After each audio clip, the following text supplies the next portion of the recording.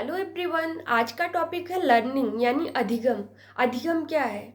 अधिगम मनोविज्ञान में सीखने को अधिगम कहा गया है।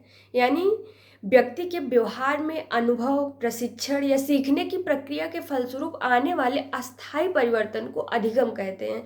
यानी मनोविज्ञान जब हम पढ़ते हैं तो मनोविज्ञान में हर एक शब्द को एक स्पेसिफिक वर्ड से परिभाषित किया गया है। और यहाँ हमारे जो मनोविज्ञान में है, मनोविज्ञान के अंतर्गत ही चीज़ों को हम समझ रहे हैं। तो अधिगम जो है सीखना, यानी सीखना तभी होगा, अधिगम तभी होगा यानी जब आप उसे आत्मसात कर लेंगे, आपके व्यवहार में परिवर्तन आएगा। परिवर्तन होगा तभी, यानी आपने कुछ सीखा और आपके अंदर परिवर्तन नहीं हुआ तो अधिगम नहीं होगा। अधिगम अगर व्यवहारवादियों के अनुसार देखें तो अधिगम के 4 तत्व होते हैं। यानी 4, इसकी प्रक्रिया में 4 कारक होते हैं। और इससे बहुत ही क्वेश्चन पूछा जाता है, ऐसे ही पूछ लिया जाता है कि अधिगम के अनिवार्य तत्व हैं। तो अधिगम के जो अनिवार्य तत्व हैं वह है उद्दीपक और अनुक्रिया। मैं बार बार यह बताना चाहूँगी आपसे कि आप मनोविज्ञान में, मनोविज्ञान के कुछ शब्द ऐसे हैं कि उसी के अर्थ में आपको समझना होगा।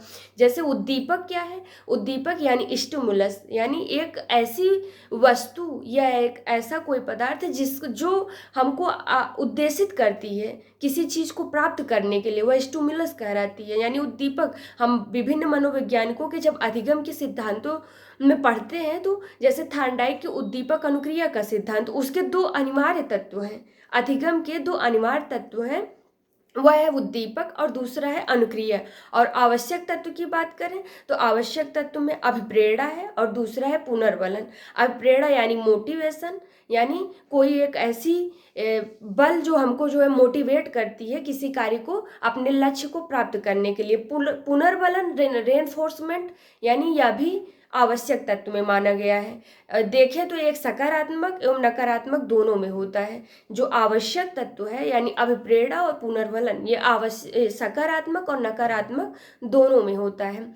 अगर इसके अनिवार्य तत्व की बात करें तो उद्दीपक है और अनुक्रिया है। अधिगम की विशेषताओं की बात करें तो अधिगम सार्वभौमिक है, यूनिवर्सल है। आप जानते हैं कि अधिगम होगा तो ऐसा नहीं है कि आपने किसी क्षेत्र में जो है ज्ञान प्राप्त किया तो उसका एक दूसरे से कनेक्टेड नहीं। अगर हम साइंस में कोई चीज़ पढ़ रहे हैं वो तार्किक है तो ऐसा नहीं है कि वह हमको गणित या रीजनिंग में नहीं मिलेगा। यानी चीज़ें एक दूसरे से जुड़ी हुई हैं, ऐसा नहीं है, एक दूसरे की पूरक हैं।